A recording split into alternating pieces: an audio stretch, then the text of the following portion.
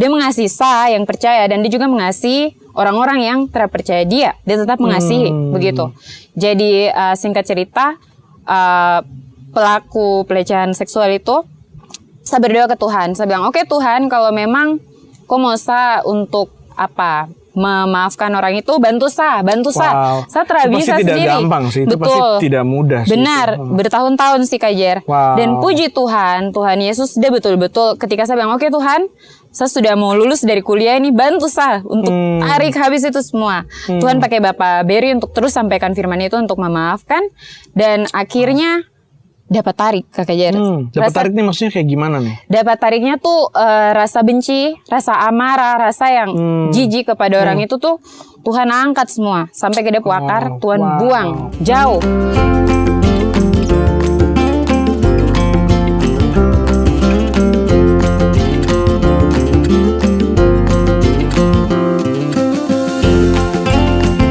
Putri, saya ada pantun nih buat Putri. Apa tuh? Ikan hiu, ikan paus. Mantap. Bagi dulu 100. Bagi dulu 100. Bagi dulu. Baru 100 yang kemarin saya kasih pinjam Kak Jer. Ji itu sama Koka, bukannya sama Yola. Kayaknya kemarin saya minta dari Yola. Saya ya. Oh ya ampun. Kak Jer, tidak boleh berutang-utang. Aduh, nggak boleh utang ya. Iyo, kawan-kawan, tong tidak boleh berutang uang. Karena itu tidak baik. Dan firman Tuhan bilang ada satu hal yang tong boleh berhutang. Oh, hutang apa tuh? Hutang kasih. Hutang kasih? Ya. Hai, jumpa lagi di Kitong Pondok Podcast. Lepas nafas, tarik nafas, buka mata. Masih bersama dengan saya Jerry Fakdawer. Dan saya Putri Tesalonika. Hari ini Kak Putri, kita ada satu topik pembahasan yang sangat menantang sebenarnya untuk kita anak-anak Tuhan, orang-orang percaya. Dan juga sebelum kita masuk ke topik nih, Kak Putri, kita ada di satu tempat yang baru lagi nih. Wow, kelihatan ada pondok di samping saya.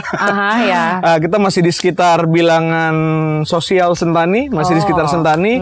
Di sini kita akan bahas satu topik yang hari ini mungkin teman-teman sedang menghadapi juga dalam hidup sehari-hari ya, tentang berhutang. Tapi seperti tadi drama yang sebelumnya, drama singkat sebelumnya, jangan sampai kita berhutang secara keuangan atau bahkan punya hutang dalam bentuk apapun kepada siapapun juga. Tapi baiknya kita punya hutang kasih satu sama lain supaya kita dapat menjadi pelaku-pelaku firman yang setia dalam kehidupan kita sehari-hari. Kak Putri, kita punya topik pembahasan hari ini. Ada pesawat yang lewat di belakang kita. Ada pesawat, bunyinya kencang sekali. Kenapa di kota ini ada banyak sekali pesawat ya? Karena diberkati, jadi banyak orang yang mau datang. Atau karena memang bandaranya di sini. Oke. Jadi kita punya pembahasan di siang hari ini itu tentang hutang kasih. Oke, jadi kita nanti akan ada pembacaan firman, kemudian akan ada pembahasan topik, tapi setelah itu ada tanya jawab juga. Jadi mari kita diskusi. Nah, Putri dan juga teman-teman, ayat yang jadi sumber atau bahan diskusi kita di siang hari ini itu terambil dari Roma, surat Rasul Paulus kepada jemaat di Roma, pasal yang ke-13 ayat 8 sampai 14. Nah, teman-teman nanti bisa baca sendiri di rumah ayat 8 sampai 14, tapi saya akan bacakan untuk teman-teman ayat 8-nya saja, dan juga untuk Kak Putri juga. Saya akan bacakan dari Alkitab terjemahan versi bahasa Indonesia masa kini. Ayat 8-nya saja, nanti teman-teman bisa lanjut baca di rumah ya. Ayat 8. Janganlah berutang apapun kepada siapapun juga, kecuali berutang kasih terhadap satu sama lain. Sebab orang yang mengasihi sesama manusia sudah memenuhi semua hukum Musa atau hukum Taurat. Gimana tuh penjabarannya, Kak? Jadi kita sedang bicara tentang bayar hutang kasih sampai hari terakhir ya, Kak Jer. Hutang tapi hutang kasih.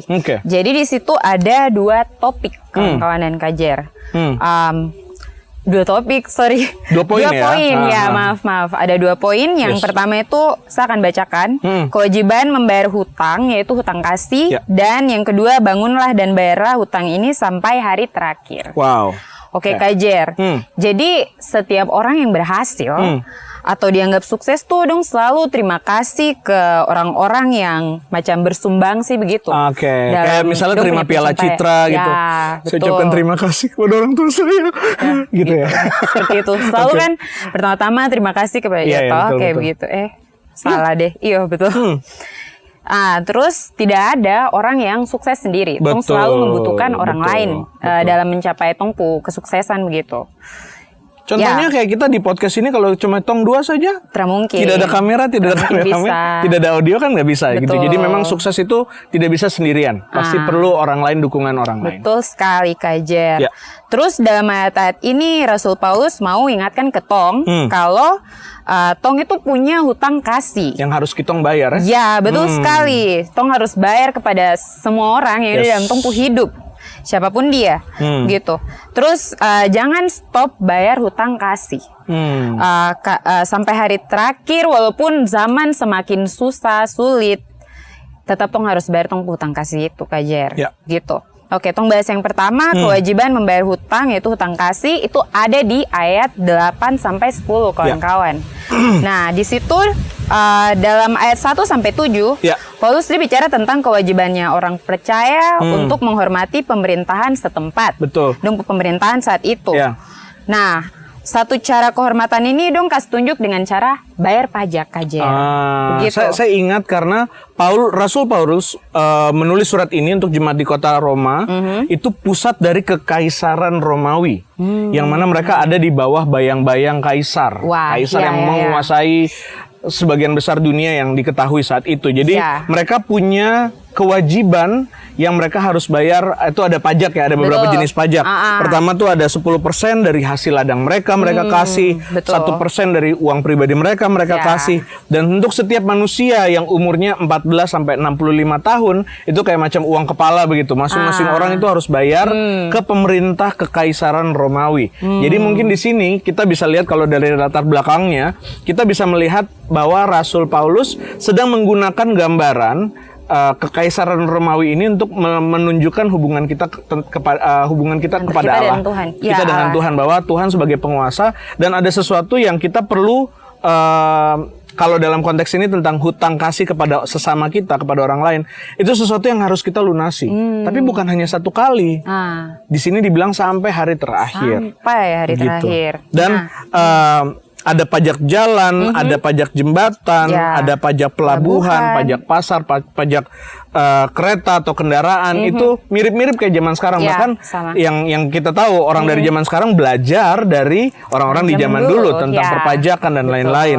Jadi zaman dulu tuh Kak Putri dan juga teman-teman, ada loh orang-orang memang orang percaya, orang-orang yang mereka mengaku mungkin orang Kristen begitu, tapi mereka tidak setuju dengan keputusan yang namanya pajak dari pemerintah ini, gitu. Nah, jadi ini memang seperti mungkin kita anak-anak Tuhan, kita tahu kita punya hutang kasih kepada orang lain, tapi tetap simpan, saya nggak mau bayar hutang kasih kepada orang lain, saya nggak mau ampuni dia dulu lah, udahlah saya menunggak dulu hutangnya gitu, saya mungkin nggak sekarang deh saya bayar hutangnya, nantilah bisa, namanya juga hutang, berarti besok besok mungkin bisa, kayak gitu Kak Putri. Gitu ya Kak Jer. Jadi di sini Paulus juga maksud di ayat 8 yaitu hutang pribadi yang bukan pajak umum dari pemerintah, tapi ini pribadi. Ada di ayat 8 dia bilang janganlah kamu berhutang apa-apa kepada siapapun, begitu. Jadi karena pada waktu itu orang-orang percaya dong kutip dari doa Bapa kami yang ada di doa Bapa kami dari Yesus yang ada di Matius pasal 6 ayat 12. Dan ampunilah kami akan kesalahan atau hutang kami seperti kami mengampuni orang yang bersalah atau berhutang kepada kami. Nah, dikutip sebagai bukti itu doa yang tadi itu dikutip sebagai bukti bahwa semua hutang mereka harus dihapus orang lain, Kak Jer. Dan dalam konteks ini Paulus tuh bicara bahwa kita tidak boleh punya hutang yang lain kecuali satu, yaitu hutang kasih. Dan hutang kasih ini sifatnya permanen, Putri dan teman-teman juga, bahwa tidak ada yang namanya hutang kasih ke orang lain itu lunas. Jadi kita memang diminta dan didorong untuk selalu terus bayar hutang tersebut. Dan ini kita bayar hutang ini setiap hari.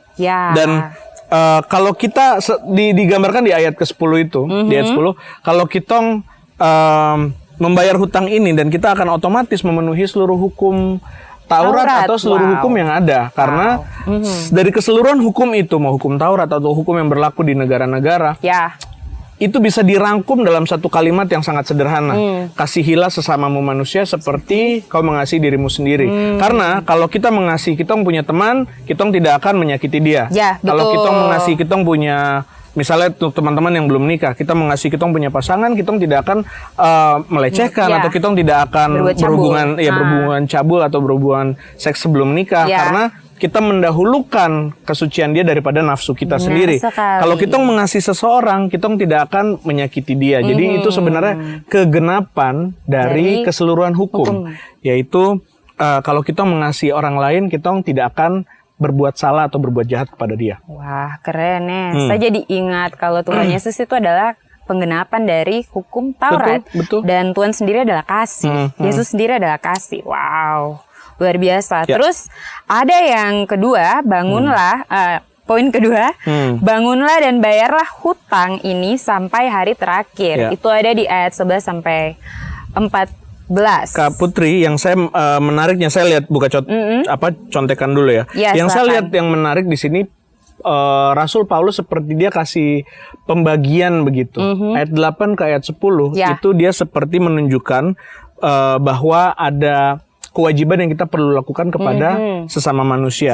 Nah, kemudian di ayat 11 sampai ke ayat ke-14 itu ada satu tema lain yang Paulus bawakan. Saya lihat contekan saya dulu. Silakan. Itu mendorong jemaat untuk semakin di dalam ketaatan dengan satu urgensi bahwa Yesus segera datang, dengan ilustrasi ini malam akan segera berlalu dan pagi akan segera datang, hari akan segera siang.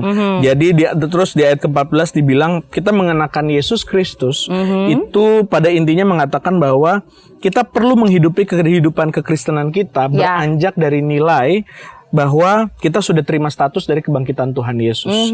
Dan makanya kita harus senantiasa waspada supaya jangan kita kasih makan kepada keinginan-keinginan daging kita yang menghancurkan, yang bersumber dari tabiat dosa. Kak Putri dan teman-teman, ada satu cerita tentang dua serigala, serigala putih dan serigala hitam.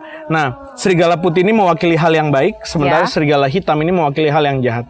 Kira-kira mana yang bisa mengalahkan yang satu dan yang mana yang kalah dan mana yang menang? Yang tadi kakak bilang serigala putih ini misalnya yang menang, yang baik. Serigala hitam ini yang jahat. Kira-kira mana yang menang? Yang menang adalah serigala yang rajin diberikan makan. Karena kalau yang hitam jarang dikasih makan, dia akan lemah, dia akan kelaparan, dan serigala yang putih akan dengan gampang mengalahkan yang hitam. Jadi kebiasaan-kebiasaan kita mana yang paling sering kita turuti? Kasih makan. Yang sering kasih makan. Jadi itu yang poin dari ayat ke-14 tadi. Dan setelah ini kita akan masuk ke tanya jawab. Jadi teman-teman jangan kemana-mana, ayo tolong diskusi. Oke, Kak Jer. Siap. Sapu pertanyaan buat Kakak Jerry. Boleh. Kakak Jer pertama kali utang tuh kapan? Baru utang itu dia angka besar atau kecil? Gitu. Dulu waktu saya masih kelas 6 SD, itu saya ada kasih jatuh teman punya tumbler. Teman kayak tempat minum zaman SD tuh yang kayak kalau ditekan gitu terus dia punya sedotan keluar. Keren ya saat itu. Lumayan angkanya kalau tahun itu ya, tahun saya SD tuh tahun 2002. Wow. Jadi tahun itu harganya Rp13.000. Jadi Soleman, kalau kau nonton video ini, saya minta maaf sampai hari ini belum bisa bayar. Maaf, Soleman. Nanti kalau saya kunjungan lagi dan ketemu baru saya lunasi. Karena semenjak saya lulus SD kami sudah tidak pernah ketemu lagi sampai hari yang ada ini. Itu angkanya 13.000, jadi cukup mahal. Kalau sekarang kayaknya mungkin sudah ratusan ribu. Kalau Putri sudah pernah hutang pertama kali itu kapan dan kira-kira angkanya berapa? Kalau tidak salah waktu kuliah sih, itu yang saya ingat ya. Karena berarti sebelumnya mungkin banyak ya? Tidak juga. Gak gitu. Waktu saya kuliah itu baru pertama kalinya saya pegang uang yang saya bisa atur sendiri begitu. Nah, kan uang bulanan gitu. Betul. Tapi saat itu saya ke sapu sahabat Siti. Tong beli pentolan kah? Kalau tidak salah cilok begitu baru. sapu uang terada tuh atau saya lupa kah bagaimana, saya bilang Siti pinjamku uang dulu kah gitu. Palingan 15.000 gitu kan udah kenyang ya. Betul, untuk lanjut kelas selanjutnya kelas siang. Jadi ya itu sapu utang pertama kali. 15.000 ya. Nggak beda jauh ya. Saya 13.000 Putri. Tapi aku bayar. Tapi itu tahunnya sangat jauh ya, 2002 ke 2022 kayaknya. Ya. Selisih 20 tahun. Wow. Oke. Apa artinya hutang kasih dalam Roma 13 ayat 9 kira-kira menurut Putri? Oke. Artinya hutang kasih ini apa? Tadi kayaknya kita sempat bahas ya waktu pas di pembahasan topik. Tapi coba menurut Putri arti hutang kasih itu apa? Oke. Saya boleh lihat dulu ya Kak Jer? Boleh nyontek. Kalau yang ya. Karena firman jangan berzina, jangan membunuh, jangan mencuri, jangan mengini, dan firman lain manapun juga sudah tersimpul dalam firman ini, yaitu kasihlah sesama manusia seperti dirimu sendiri.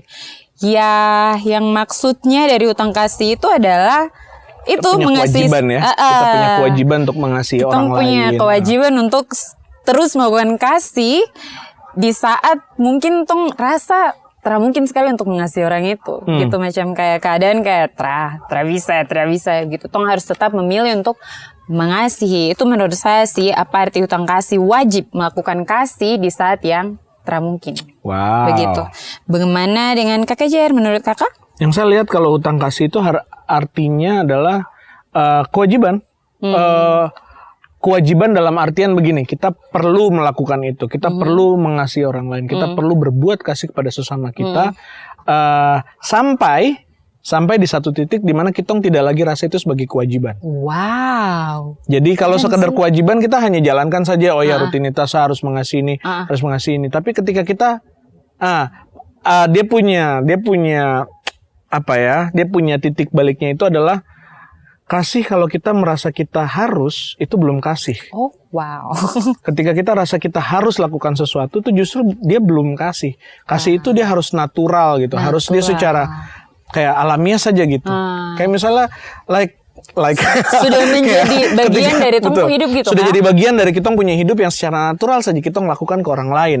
Karena kalau kita rasa itu sebagai kita berkewajiban, jadinya kita akan hitung-hitungan. Hitung-hitungan dalam artian saya sudah baik sama dia, saya tidak perlu lagi baik sama dia gitu. Kasih adalah kasih ketika kita lupa bahwa kita sedang mengasihi. Wow. Jadi hanya sekedar natural saja kita lakukan itu ke sesama kita lakukan ke orang tua, ke adik kakak. Jadi yang saya lihat seperti itu. Putri, gantian. Ya, ada pertanyaan buat Putri. Apa tuh? Bagaimana kasih sejati dapat dilihat dalam cara kita menghormati orang lain?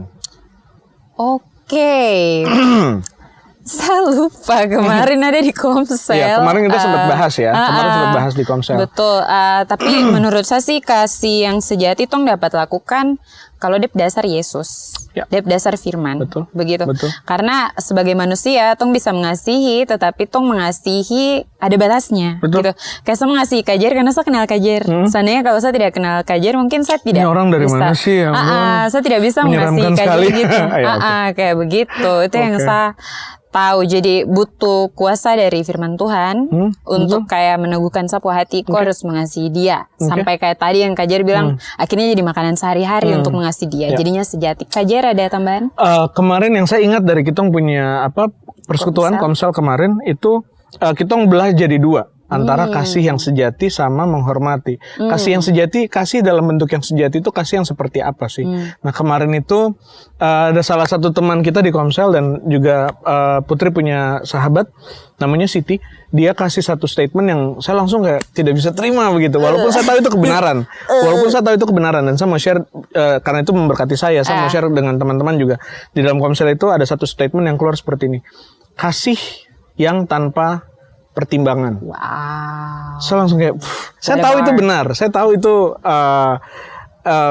seharusnya seperti itu, tapi saya kayak, saya kayak masih belum bisa terima kayak, saya kayak, iya, sebenarnya kedagingan tuh kayak marah juga karena di dunia yang seperti ini kita harus mempertimbangkan, harus ini, dan ada statement yang keluar dari teman dari Siti bilang bahwa kasih itu tanpa pertimbangan, kasih yang tanpa pertimbangan. Jadi kalau menurut saya ketika kita tidak mempertimbangkan kasih apa gitu. Karena gini, mungkin gambar paling gampangnya misalnya begini, kita lagi keluar dari misalnya Mega atau Saga, Mega Wayana lah misalnya, atau tempat yang ada tukang parkir, kemudian karena kita hanya sekedar lihat, oh ini saya nggak kenal orangnya, orang mama atau bapak siapa, saya nggak kenal orangnya, ya udah kasih aja terus sekedar jalan. Tapi itu kan ada pertimbangan tuh, kalau saya kenal dia, baru saya kayak, oh iya mama shalom, misalnya jemaat gereja, oh mama shalom, Tuhan berkati, gitu, langsung kayak baik dan bagus sekali. Tapi kasih yang tanpa pertimbangan dan hubungannya dengan menghormati orang lain adalah waktu kita ada di tempat serandom apapun, kita bisa tetap menghargai dan menghormati orang yang kita temui, sebagaimana orang yang kita kenal. Jadi kita menghargai orang asing, atau orang yang memang mungkin ya orang yang misalnya umurnya lebih tua dari kita, ya kita hargai dia sepantasnya dia, kita menghargai kita punya orang tua, orang yang lebih tua dari kita. Ya misalnya hanya sekedar keluar dari parkiran dan bayar terus langsung cabut, tapi tidak ada ucapan terima kasih atau bapak atau mama tolong kak saya mau keluar gitu. Saya mulai praktekkan itu juga sih Putri, bahwa yang menghormati itu harus siapapun gitu, dan itu bentuk dari kasih sejati yang saya lihat tadi kalimatnya. Kasih tanpa pertimbangan, itu saya langsung sangat terima. Butuh mungkin 2-3 hari saya untuk bisa terima statement itu. Saya mau bilang ke Kak Jer, apakah berarti itu sama seperti Tong mengasihi semua, terada Tong pilih-pilih kasih, tapi sama? Betul, sama. Betul, gitu. Betul. Dan itu nanti akan kita bahas di beberapa pertanyaan berikut.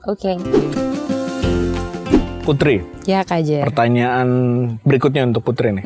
Dan juga untuk teman-teman, jangan lupa kalau teman-teman mau jawab langsung isi di kolom komentar yang ada di bawah ya. Jangan ragu-ragu untuk jawab pertanyaan yang ada di yang kita saling tanya jawab ini. Ya.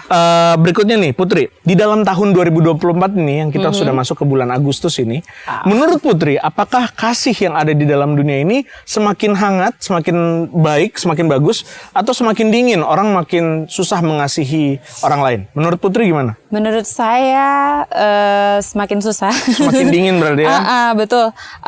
Contoh aja nih, kalau saya di jalan Kak Jer, bawa motor, baru ada mobil dari belakang yang tit macam, jalan lama sekali kayak gitu, kayak tempat yang mereka tuju itu mau lari gitu. Maksudnya saya secara saya bilang kayak gitu, tapi mungkin tidak maksud begitu ya, tapi itu yang saya lihat.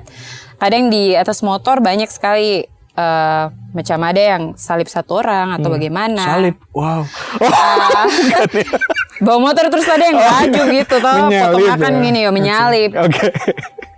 Right? Lambung ya, maksudnya lambung ya.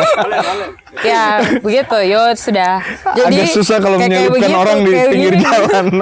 Jadi kayak begitu. Terus jadi kayak kesabaran tuh setipis tisu gitu. Itu yang saya lihat.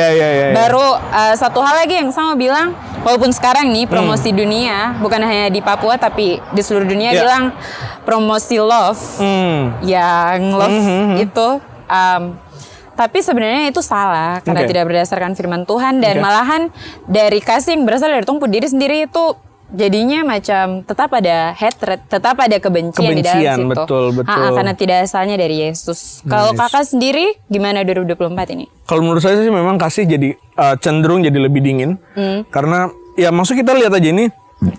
Ini ada hubungannya dengan nomor yang sebelumnya kita ada diskusi bahwa kasih yang sejati itu membuat kita menghormati orang lain. Kita bisa lihat di jalan-jalan yang seperti contoh yang tadi Putri ada kasih, bahwa kadang-kadang kita tidak bisa menghargai pengguna jalan yang lain. Betul. Misalnya dong, lagi jalan kan, pakai motor kan, mobil di depan buka jendela langsung buang sampah. Atau lebih parah lagi, buang ludah pinang ya. Gitu. Siraman. Kena ke muka. Itu respon teman-teman gimana kalau seperti itu? Nah itu yang memang kalau untuk kita lihat di situasi keadaan zaman saat ini memang semakin dingin sih. Kak Putri, tapi ada pertanyaan berikutnya untuk Kak Putri. Bagaimana kita dapat mengenakan Tuhan Yesus seperti pakaian kasih yang punya kuasa supranatural? Itu tadi di ayat ke-14 ya, ayat terakhir. Mungkin kalau Kak Putri mau baca dulu boleh? Baik, saya akan baca ayat 14. Ayat 14. Tetapi kenakanlah Tuhan Yesus Kristus sebagai perlengkapan senjata terang, dan janganlah merawat tubuhmu untuk memuaskan keinginannya. Bagaimana kita dapat mengenakan Tuhan Yesus seperti pakaian kasih yang punya kuasa supranatural seperti yang disebutkan tadi di ayat 14, di ayat terakhir. Menurut Putri bagaimana? Tetapi kenakanlah Tuhan Yesus Kristus sebagai perlengkapan senjata terang, dan janganlah merawat tubuhmu untuk memuaskan keinginannya. Ya. Oke, kalau menurut saya Kak Jer, dari yang saya praktek tiap hari, bagaimana saya pakai Yesus dalam saya kehidupan, yaitu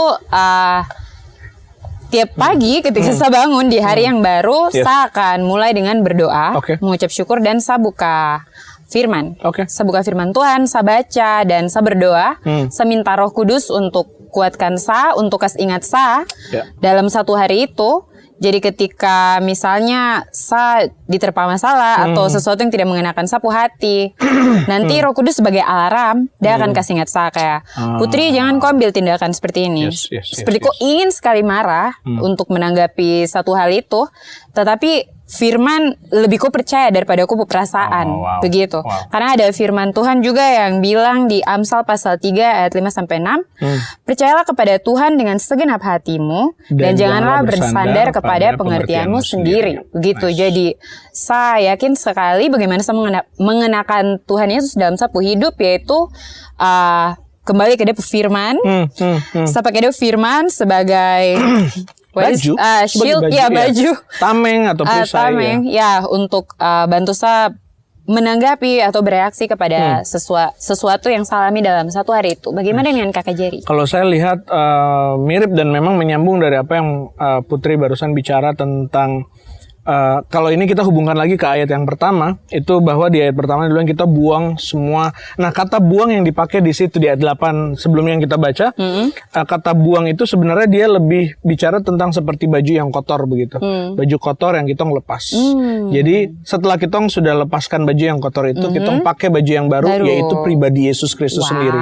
Pribadinya dia ketika dia hadapi masalah bagaimana, ketika dia hadapi kekecewaan bagaimana, kita pakai karakter Kristus itu dalam kita punya kehidupan. Di dalam Alkitab ada karakter Kristus itu dia menganggap kesetaraan dengan Allah sebagai sesuatu yang tidak harus dipertahankan, melainkan mengosongkan diri, mengambil rupa seorang hamba, mengosongkan dirinya, mengambil rupa seorang hamba, dan taat, bahkan taat sampai mati di kayu salib. Jadi itu seperti ada karakter Kristus yang kita kenakan. Persis seperti apa yang tadi Putri sudah bilang, dengan ketika kita menghadapi kita punya tantangan sehari-hari, masalah, kita bisa keluar sebagai pemenang karena kita sudah menggunakan atau mengenakan, memakai karakter Kristus, jadi kita punya karakter. Putri, ada pertanyaan berikut nih untuk Putri. Apakah mengasihi orang lain punya kuasa kesaksian di dalamnya dan kenapa? Oke, saya ada kesaksian pribadi. Kenapa menurut saya ketika kita mengasihi orang lain itu ada kuasa untuk ada kuasa untuk kesaksian di dalamnya. Menurut saya ada kuasa yang besar sekali. Seperti firman Tuhan bilang, firman Tuhan itu seperti pedang bermata dua ya. Jadi ketika kita mempercayai firman itu dan tong melakukan firman itu, bukan hanya kitong saja, tetapi orang di tong sekitar juga mendapatkan kebaikan dari firman itu. Begitu. Kenapa saya bilang mengasihi itu punya kuasa? Karena dulu waktu saya kecil, saya pernah dilecehkan, pelecehan seksual oleh seseorang yang dekat. Tapi puji Tuhannya, saat itu saya selalu dengar dari gereja, dari firman Tuhan. Bahkan Yesus mengatakan berkali-kali untuk kasihilah aku punya musuh gitu. Terus saya sendiri dengan sapu daging, rasa kayak tidak mungkin, tidak bisa Tuhan. Itu terlalu berat untuk mengasihi orang seperti itu. Terus saya tersentuh sekali waktu Yesus menghabiskan waktu dengan orang-orang yang dunia anggap berdosa. Seperti kayak perempuan prostitusi atau mungkin pemungut cukai begitu. Orang-orang kan pada bilang, Yesus kenapa sih Yesus bergaul sama dorang? Main dengan dorang dong tuh kotor baru. Tapi Tuhan Yesus tidak mengasihi dosa yang dong buat, tapi dia mengasihi orangnya. Yang mana di mata Yesus tuh semua sama. Dia mengasihi saya yang percaya, dan dia juga mengasihi orang-orang yang terpercaya dia. Dia tetap mengasihi begitu. Jadi singkat cerita, pelaku pelecehan seksual itu, saya berdoa ke Tuhan. Saya bilang, oke Tuhan, kalau memang kau mau saya untuk memaafkan orang itu, bantu saya. Saya tidak bisa pasti sendiri. Tidak gampang sih, itu betul. Pasti tidak mudah sih. Benar, bertahun-tahun sih Kak Jer. Dan puji Tuhan Yesus dia betul-betul ketika saya bilang, oke Tuhan, saya sudah mau lulus dari kuliah ini, bantu saya untuk tarik habis itu semua. Tuhan pakai Bapak Berry untuk terus sampaikan firman itu untuk memaafkan, dan akhirnya dapat tarik Kak Jer. Rasa Dapat tarik nih maksudnya kayak gimana nih? Dapat tariknya tuh rasa benci, rasa amarah, rasa yang jijik kepada orang itu tuh Tuhan angkat semua sampai ke depo akar, Tuhan buang jauh. Dan Kak Jer tahu sekarang yang tersisa adalah hanya kasih. Ketika saya melihat orang itu, saya mengasihi dia gitu. Dan bahkan Tuhan mengubah saya punya pandangan ke orang itu seperti tidak ada sama sekali rasa jijik, malahan saya percaya kalau orang itu ketika dia mendengar Injil dan dia akan terima, dia juga punya kesempatan untuk selamat. Begitu. Jadi apakah ada kuasa dalam mengasihi? Ada. Dan saya juga berpikir begini Kak Jer, kepada orang-orang jahat di luar sana yang kau anggap jahat ya, kayak pembunuh, pencuri dan yang lain sebagainya.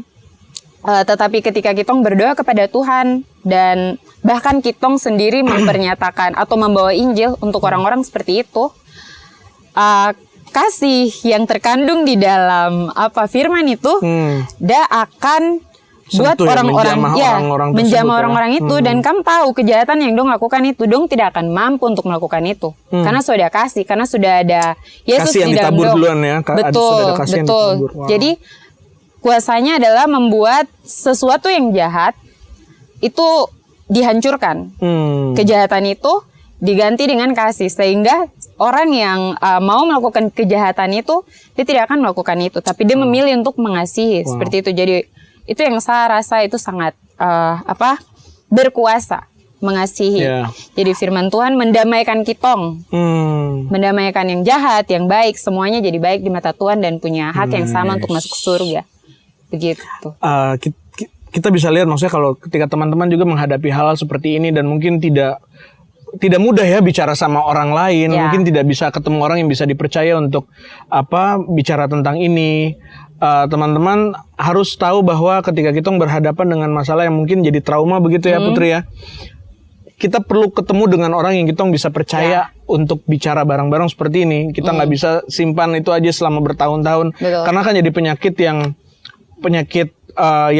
ada di dalam gitu ya. Mungkin secara fisik dia tidak kelihatan. Kita bisa dengan hahihi dengan orang lain, tapi sesuatu yang dia sifatnya trauma itu dia melukai kita punya jiwa. Dan ketika kita bisa punya teman atau saudara di dalam iman yang kita bisa share tentang kita punya pergumulan, masalah, pelecehan waktu kita masih kecil, apapun itu, kita bisa mulai pelan-pelan diarahkan kepada jalan kesembuhan itu sendiri, healing itu, yaitu healing itu ya hanya di dalam Yesus ya, yang kita tahu. Yesus jadi sekali. Luar biasa ada kuasa kesaksian ketika kita mau mengampuni. Sebenarnya mungkin ketika pertama-pertama mungkin belum ada rasa mau mengampuni, tapi saya pernah baca pengampunan atau kita mengampuni itu bukan ketika kita tunggu, kita tidak bisa tunggu kita mau rasa mengampuni dulu. Pengampunan itu keputusan dari kita. Keputusan kita memutuskan dulu untuk mengampuni, baru setelah itu Tuhan akan kasih kekuatan kita betul-betul. Asal keputusan awalnya itu dari kita dulu, kita mau atau tidak mengampuni orang tersebut. Oke Kak Jer, saya mau tanya nih. Boleh. Nah sekarang ini Kak Jer ada rasa tidak kalau Kak Jer juga menyatu dengan seseorang? Dia pun susah, dia pun senang gitu. Terus kenapa menurut Kakak Jerry itu penting untuk kita menyatu dengan orang pun susah dan senang, kayak sama-sama dendong begitu menurut Kakak Jerry? Saya ada pernah lihat quotes di Instagram, tidak adil waktu kita ketawa tuh kita sama-sama, tapi waktu menangis tuh kok menangis sendiri. Wah, tidak adil sekali. Jadi sebagai kayak teman gitu ya, harus bisa sama-sama lah dalam suka dan duka. Yang saya rasa saya menyatu beberapa episode podcast terakhir. Saya share juga tentang saya punya kakak laki-laki di Wamena yang ada alami masalah gitu. Jadi kakak laki-laki itu telepon jam berapapun saya angkat, saya respon, dan dia butuh dorongan, dia butuh ini, saya tetap kasih macam kayak semacam dorongan begitu. Jadi saya memang saya puji Tuhan, saya rasa bisa menyatu dengan saya punya kakak laki-laki punya kesulitan karena memang saya punya abang begitu sama yang kakak laki-laki. Jadi memang perlu kita ada untuk orang lain, tidak hanya dalam waktu dong lagi senang-senang saja, tapi juga ketika dia ada sementara dalam keadaan susah. Putri sendiri rasa bagaimana? Kalau keluarga sudah pasti ya, tidak sudah pasti juga. Kadang ada juga perasaan kayak bisa ini. Kalau untuk orang lain, ada satu adik rohani dan kakak rohani yang saya rasa Tuhan pakai saya sebagai depu bejana untuk sampaikan firman ke dorang, begitu, penghiburan juga mungkin. Penghiburan ya. Dan bisa dibilang sekarang situasi adik rohani itu tidak baik-baik saja, begitu.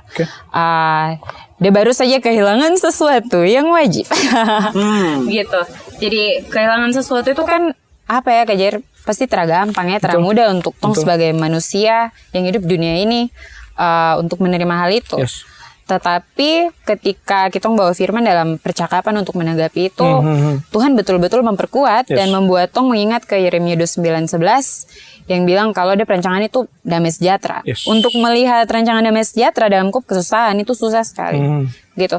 Tetapi, untuk punya iman melihat sesuatu yang tidak kelihatan ya. Sesuatu yang mungkin masih di depan sana. Gitu.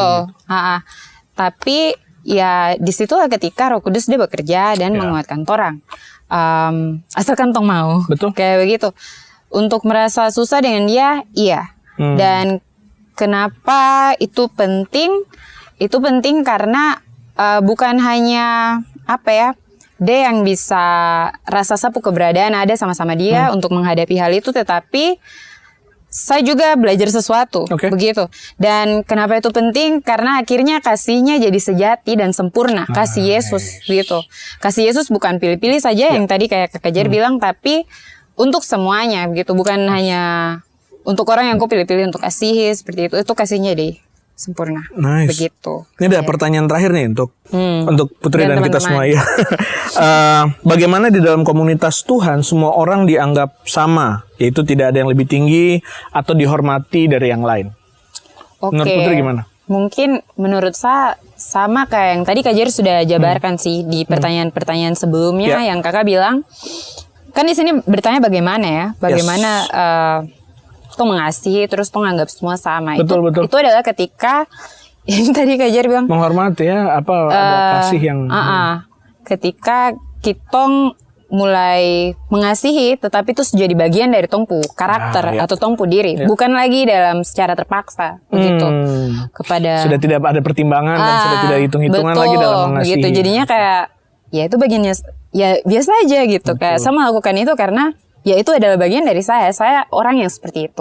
Itu sudah karena tabiat Tuhan. saya gitu. Ya betul. Nah, karena firman yang saya hidupi dalam sapu hidup begitu. Gimana dengan Kakak Jer? Kalau menurut saya itu memang saya hanya menanggapi ya, maksudnya jawaban saya akan sama persis. Memang karena itu juga kuncinya adalah ketika kita mengenakan Kristus, karakter Kristus sebagai kita punya kehidupan sehari-hari, dalam kita punya hidup sehari-hari, itu akan membuat kita tidak lagi pilih-pilih kasih dalam berhubungan dengan orang lain, dengan sesama, teman-teman di komunitas. Kita bisa mengasihi orang dengan sama rata, begitu. Jadi yang saya lihat sih seperti itu.